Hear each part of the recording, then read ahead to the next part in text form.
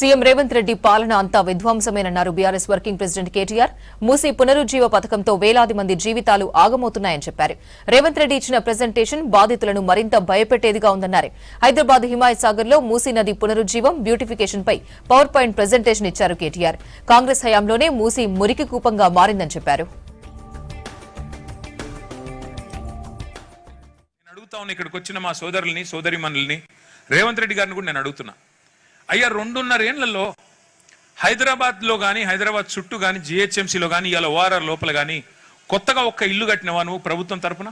అసలైన బాధితులు ఎవరైతే ఆస్తి కోల్పోతున్నాం, ఎవరైతే భూములు పోతాయి, మా ఇండ్లు పోతాయి, మా కొంప కొల్లేరు చేసి ఈయన మరి ఏదో కడతనంటున్నాడు అని బాధతో అర్తనాదాలు చేస్తున్నారో ఒక్క ఇల్లు కూల్చకుండా, ఒక్క సెంటు భూమి ఎవరిది గుంజుకోకుండా అంబర్పేట, ఉప్పల్, ఎల్బీ నగర్ మధ్యన 5.5 కిలోమీటర్లలో చేసిన సుందరీకరణ అదిగో మీ కళ్ళ ముందే ఉంది. కేవలం 6 కోట్ల రూపాయలతో చేసిన సుందరీకరణ మీ కళ్ళ ముందే అక్కడ కనబడతా ఉంది. ఒక్క ఇల్లు కూల్చలేదు, ఒక్క మనిషిని ఏడిపించలేదు, కానీ అవన్నీ కూడా 6 కిలోమీటర్ల పరిధిలో మరి ఆ రోజు చేసిన సుందరీకరణ మీ కళ్ళ ముందే ఉండాలని చెప్పి మీకోసం అది పెట్టాం.